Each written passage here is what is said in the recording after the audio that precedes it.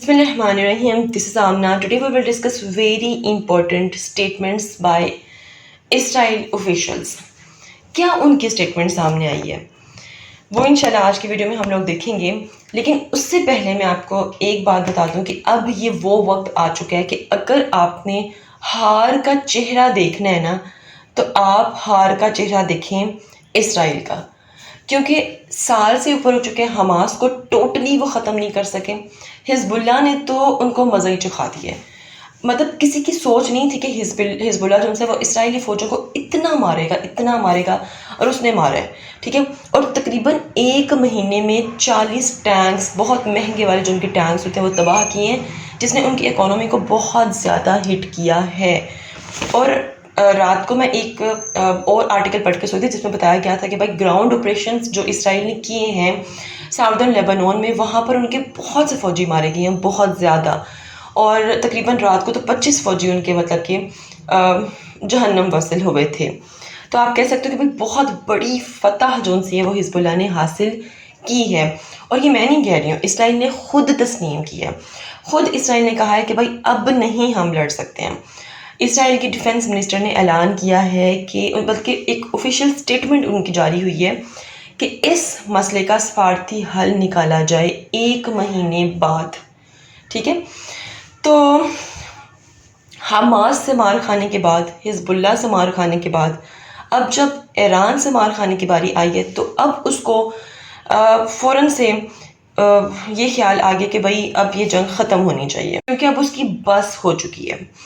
और उसको ये अब अच्छी तरह पता चल गया है कि भाई फ्रांस जो है वो खड़ा हो गया है लेबनान के साथ, रशिया चाइना ऑलरेडी ईरान के साथ खड़े हुए हैं। तो अब हमने बिल्कुल ही इस पूरी दुनिया से ख़त्म हो जाना है अगर हम लोगों ने मज़ीद जंग जारी रखी तो।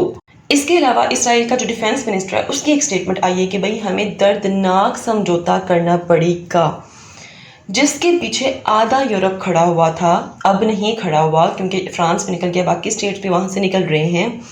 हाँ, लेकिन अमेरिका सुपर पावर आज भी उसके साथ मौजूद है, लेकिन उसके बावजूद वो कह रहा है कि भाई इस जंग को अब ख़त्म करते हैं। इसके अलावा एक मीडिया है टाइम्स ऑफ इंडिया का, इसके मुताबिक ईरान जो है वो ट्रिपल रेजिस्टेंस ऑपरेशन के नाम से बहुत जल्द इसराइल पर हमला करेगा।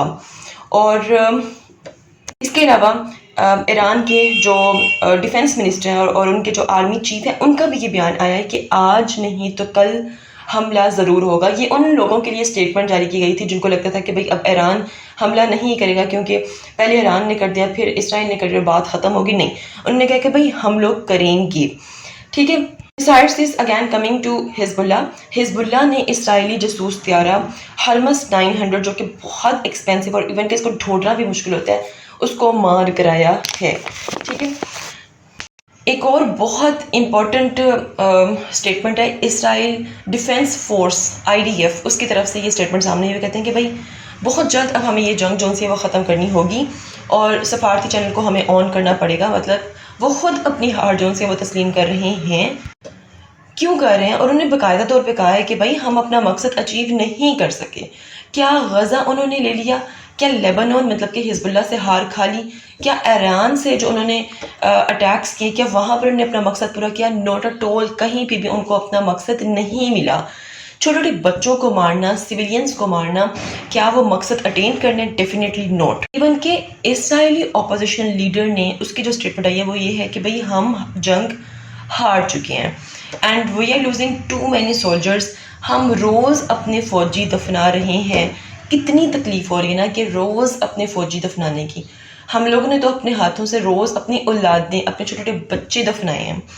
इस जंग की कीमत बहुत बड़ी है, ये हम नहीं कह रहे हैं, ये इसराइली ऑफिशियल की ही स्टेटमेंट है कि इस जंग की कीमत बहुत बड़ी है जो हम अदा कर रहे हैं, इसलिए इसको बंद करना पड़ेगा, अदरवाइज़ हमारे अपने लोग ही उठ के हमें मार देंगे। ठीक है, ये उनकी स्टेटमेंट सामने आ चुकी है।